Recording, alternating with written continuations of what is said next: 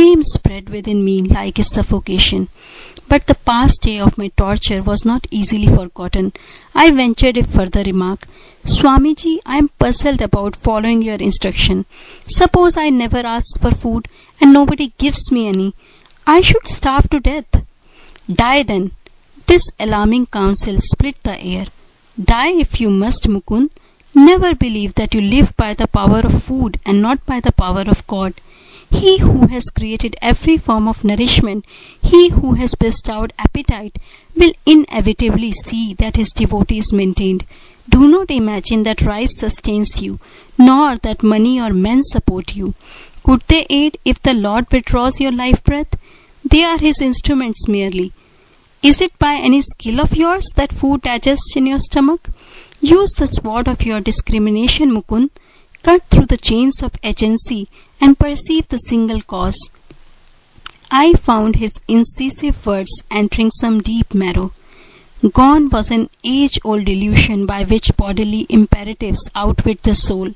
Then and there I tasted the Spirit's all-sufficiency. In how many strange cities in my later life of ceaseless travel did occasion arise to prove the serviceability of this lesson in a Banaras hermitage.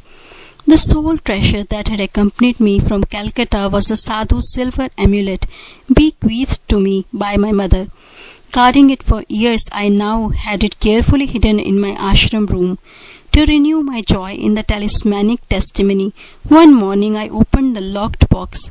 The sealed covering untouched, lo, the amulet was gone. Mournfully I tore open the envelope and made unmistakably sure it had vanished in accordance with the sadhu's prediction into the ether whence he had summoned it. My relationship with Dayananda's followers grew steadily worse. The household was alienated, hurt by my determined aloofness, my strict adherence to meditation on the very ideal for which I had left home, and all worldly ambitions called forth shallow criticism from all sides. Torn by spiritual anguish, I entered the attic one dawn, resolved to pray until an answer was vouchsafed. Merciful Mother of the Universe, teach me thyself through visions or through a guru sent by thee. The passing hours found my sobbing pleas without response. Suddenly I felt lifted as though bodily to a sphere uncircumscribed. Thy Master cometh today. A divine womanly voice came from everywhere and nowhere. The supernal experience was shattered by a shout from a definite locale. A young priest nicknamed Habu was calling me from the downstairs kitchen. Mukund, enough of meditation, you are needed for an errand. Another day I might have replied impatiently. Now I wiped my tear-swollen face and meekly obeyed the summons. Together, Habu and I set out for a distant marketplace in the Bengali section of Banaras. The ungentle Indian sun was not yet at zenith. As we made our purchases in the bazaars, we pushed our way through the colourful medley of housewives, guides, priests, simply clad widows, dignified Brahmins, and ubiquitous holy bulls. As Habu and I moved on, I turned my head to survey a narrow, inconspicuous lane. A Christ-like man in the ochre robes of his Swami stood motionless at the end of the lane. Instantly and anciently familiar he seemed. For a trice, my gaze swayed hungrily. Then doubt assailed me. You are confusing this wandering monk with someone known to you, I thought. Dreamer, walk on. After 10 minutes I felt heavy numbness in my feet, as though, turned to stone, they were unable to carry me farther. Laboriously I turned around. My feet regained normality. I faced the opposite direction. Again the curious weight oppressed me. The saint is magnetically drawing me to him. With this thought I heaped my parcels into the arms of Habu. He had been observing my erratic footwork with amazement and now burst into laughter. What ails you? Are you crazy? My tumultuous emotion prevented any retort. I sped silently away. Retracing my steps as though wing-shot, I reached the narrow lane. My quick glance revealed the quiet figure, steadily gazing in my direction. A few eager steps, and I was at his feet. Gurudev. The divine face was the one I had seen in 1,000 visions. These halcyon eyes in a leonine head with pointed beard and flowing locks had oft peered through the gloom of my nocturnal reveries, holding a promise I had not fully understood. "Oh, my own, you have come to me." My Guru uttered the words again and again in Bengali, his voice tremulous with joy. "How many years I have waited for you." We entered a oneness of silence. Words seemed the rankest superfluities. Eloquence flowed in soundless chant from the heart of a master to disciple.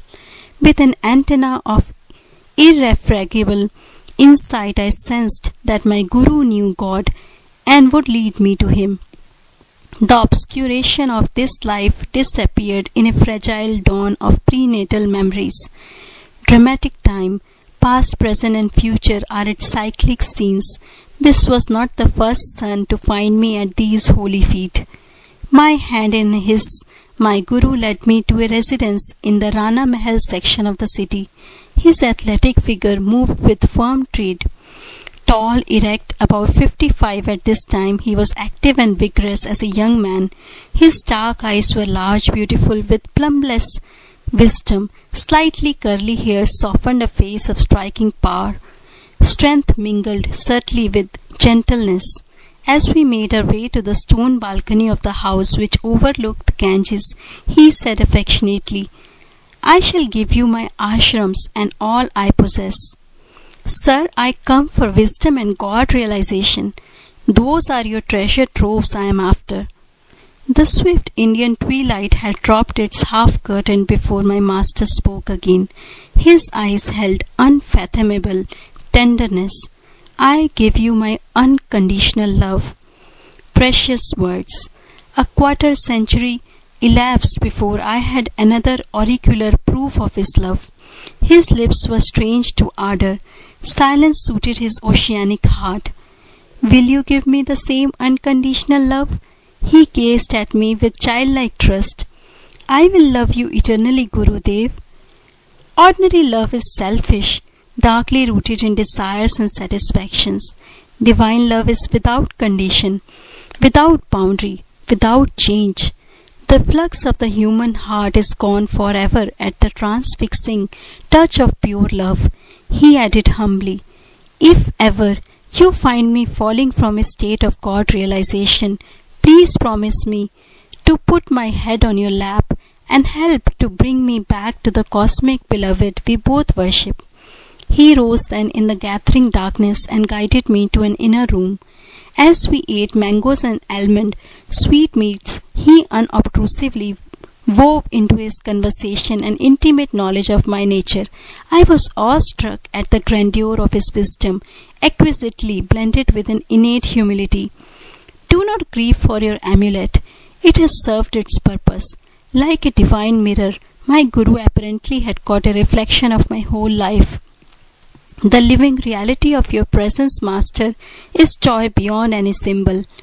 It is time for a change, inasmuch as you are unhappily situated in the ashram." I had made no references to my life. They now seemed superfluous.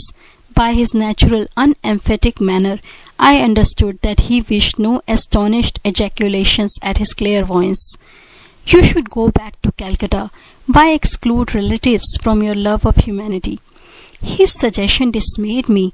My family was predicting my return, though I had been unresponsive to many pleas by letter. "Let the young bird fly in the metaphysical skies," Ananta had remarked. "His wings will tire in the heavy atmosphere. We shall yet see him swoop towards home, fold his pinions, and humbly rest in a family nest."